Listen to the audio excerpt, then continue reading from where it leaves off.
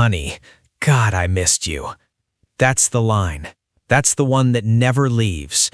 A stranger said it to my wife in the arrivals hall in Denver International, right beside Carousel 4, with his arms already wrapped around her shoulders before I'd even set down our daughter's stroller. 3 seconds. That's all it took for an entire marriage to tilt sideways on a floor that smelled like jet fuel and burnt coffee. My name is Dustin. I run logistics for a regional carrier out of Concourse B. Turnaround scheduling, de-icing windows, the whole ugly clockwork nobody thinks about until a flight's delayed 40 minutes and somebody's yelling at a gate agent. I notice patterns for a living. I read manifests the way other men read box scores.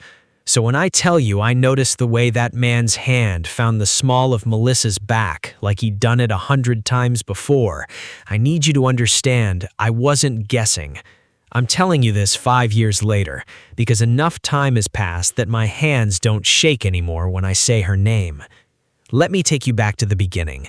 Let me take you back to a Tuesday in March, before I knew any of it, back when a luggage tag was just a luggage tag. Melissa and I met the way logistics people meet everyone, over a delay. Her flight from Scottsdale sat on the tarmac for 2 hours during a ground stop, and I was the poor idiot fielding complaints at the rebooking desk. She didn't yell at me. She just looked at the departure board, looked at me, and said something I still remember word for word. "You look like a man who already knows this whole airport is held together with duct tape and hope." I laughed before I could stop myself. We were married 18 months later. She traveled constantly for work, regional sales for a medical supply company, she said. 4 cities a month, sometimes 5. I never questioned the frequency because frequency was my whole world too. I understood layovers. I understood the exhaustion of a body clock that never settles. What I didn't understand, not yet, was that some of those trips didn't have a client meeting waiting on the other end. Our daughter, Poppy, was 2 that spring. I remember packing her stroller into the trunk on a Thursday morning, driving to pick Melissa up from a conference in Tucson, feeling nothing but the dumb, warm satisfaction of a man whose life fit together. I checked her flight status on my phone out of habit: arrival time, gate, baggage claim, old muscle memory. Ramp agents call it situational awareness. I called it loving my wife. Her bag came down the belt first. Black hard side, dented on one corner, and clipped to the handle, a leather luggage tag, cracked at the edges, with 2 names hand-stamped into the brass plate. Hers. And beside it, in smaller letters, one I didn't recognize. Prescott. I remember thinking, distantly, that it was probably a hand-me-down. Bag. People do that. You buy second-hand luggage at an estate sale, you don't bother re-stamping the tag. I filed it away the way you file away turbulence. Logged, noted, not yet a threat. Then I looked up from the carousel and saw her walking toward a man I'd never met. He was maybe my height, silver at the temples, wearing the kind of blazer that costs more than my mortgage payment. And before she reached me, before she even looked in my direction, he opened his arms and she walked straight into them. "Honey," he said, loud enough that 3 strangers turned their heads. "God, I missed you." Then, only then, almost like an afterthought, "Melissa." I stood there holding our daughter's hand at the edge of Carousel 4, and the whole terminal kept moving around me like nothing had happened. Announcements for gate changes, a cart beeping past with someone's grandmother in the passenger seat, my own heartbeat suddenly very loud in my ears. I didn't run over. I didn't say a word. I picked Poppy up onto my hip, and I watched. Here's the thing about my job that nobody outside the industry understands.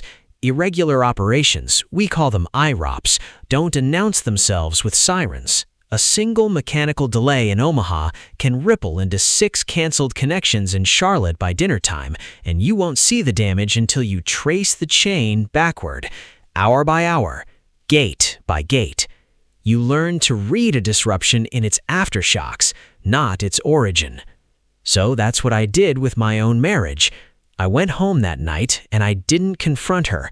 I made dinner, I put Poppy to bed, and I started tracing the chain backward. If you're watching this and you've ever felt the ground shift under a marriage you thought was solid, I want you to sit with that feeling for one more second before we keep going. It took me 6 weeks to build the full manifest, so to speak.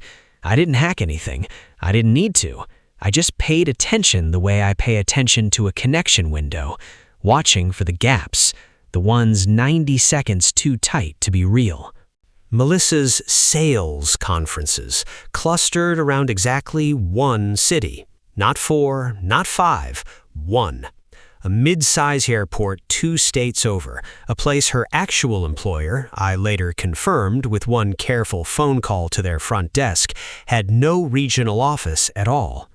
Her expense reports, which I only saw because she left her laptop open one Sunday while she showered, listed hotel charges for a room booked under 2 names, hers and his. I found the second luggage tag by accident, tucked in a drawer of her home office beneath old boarding passes she never threw away. Same cracked brass plate, same 2 names stamped into the leather. Except this one was older, the letters half-worn smooth from years of handling. Melissa Prescott. Not a hand-me-down, a pair. I sat on the floor of that office for a long time, turning the tag over in my hand, running my thumb across the letters like I could rub them away and make it not true. I didn't cry. I want to be honest with you about that, because I think people expect the crying to come first. It didn't. What came first was a strange, cold clarity, the same feeling I get at 3 in the morning when a storm cell rolls through Denver and I have to decide in real time which 60 flights get grounded and which 40 get a narrow window to escape before the runway closes. I made a decision that night. I wasn't going to make a scene. I wasn't going to scream at an airport, wasn't going to throw anything, wasn't going to let 5 years of composure collapse into a viral video some stranger filmed on their phone. Melissa had built an entire second life on the assumption that I was too steady, too controlled, too logistically minded to ever notice the gaps in her manifest. I decided to prove her right about the control, just not about the noticing. The next time she flew back from a conference, I was waiting at baggage claim again. Same carousel, same cracked hard side bag with the same brass tag swinging off the handle. I'd asked my sister to keep Poppy that afternoon. I wanted this conversation to belong to just the 2 of us. Melissa spotted me before her bag even came down the belt, and something in her face changed. Not fear exactly, more like recalibration, like a pilot recognizing a shift in wind speed a beat too late to correct for it. "Dustin," she said, "I thought you were working late." "I switched my shift. I wanted to see you land." She laughed, but it came out thin. "That's sweet. How was the conference?" "Good? Long?" You know how it is. She reached for her bag as it circled toward us, and I reached for it at the same time. My hand landed on the handle first, on the tag. "Prescott," I said. Not a question, just the name sitting there between us in the recycled airport air. He called you honey before he called you by name, back in March, right here. The color left her face in stages, like a departure board updating one gate at a time. "You saw that," she said quietly. "I saw all of it, Melissa. I've been seeing it for 2 months.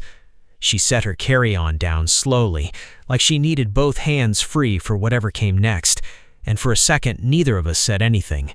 A cart beeped past. Someone's flight got called over the intercom, some city I don't even remember, and it felt obscene that the world kept running its schedule while mine had just derailed. "I never—" she started, then stopped. Tried again. "It's not what you're building it into in your head." "Then tell me what it is." "It started before you, before us, Prescott and I were together for years, and I thought it was over. I really did. And then he came back into my life right when things with us got routine. And I don't know how to explain it except that I got greedy. I wanted both. The life with you and Poppy that felt safe, and her voice cracked, the part of me that never learned how to stop wanting him. 2 years, I said. 2 years minimum based on the hotel records. You went through I didn't have to go through anything. You left the door open, Melissa. Every trip, every gap in the story, every luggage tag you never bothered to replace. I let that sit. I run a job where a 90-second gap in a manifest tells me everything I need to know about a disruption 3 states away. You think I wasn't going to notice a 2-year gap in my own home? She was crying now, quietly, the kind of crying people do in public when they're trying not to be seen doing it. What do you want me to say? I don't want you to say anything else here. I picked up her bag myself, set it down beside her feet. Gentle, no theater in it. I want you to know that I'm not going to yell. I'm not going to make you into a headline in this terminal. I've already talked to a lawyer. Filing starts Monday. Dustin! I loved you, I said, and my voice didn't shake, though something under my ribs did. I loved you enough to notice everything. That's the part you never counted on. I want to tell you the rest plainly, because plain is what I have left, and honestly, plain is enough. I filed for divorce that Monday, exactly like I said I would. No screaming match, no dramatic exit from the marriage, just paperwork, quiet and procedural, the same way I'd process a canceled route. Document the disruption, notify the affected parties, rebuild the schedule around what's actually flyable. Melissa didn't fight the filing. I think some small part of her was relieved the waiting was finally over. I kept the house, I kept primary custody of Poppy, since the travel records that once hid an affair worked just as easily in a courtroom to establish who'd actually been present for bath time and pediatrician appointments for the last 3 years. Melissa moved 2 states over, to the city her conferences had always pointed to, and as far as I know, she's still there. Prescott, if you're wondering, never called again. Neither did she, really, beyond custody logistics and the occasional short email about Poppy's school pickup. Some men build a second life expecting the first one to stay conveniently blind. I don't think either of them ever quite figured out how to live with someone who reads gaps for a living. Poppy's 7 now. She keeps a little keychain on her backpack, a scuffed brass tag I had re-stamped just for her. 1 name on it, just hers, no pair, no second half hiding underneath. Some nights, when the house is quiet and the dishwasher's the only sound left in the kitchen, I think about that arrivals hall. About a man's voice saying honey before he even bothered to learn her name out loud to a room full of strangers, and about how sometimes the quietest response you can give the world is simply this: I saw you, I understood exactly what I was looking at, and I chose, calmly, on my own terms, to walk away.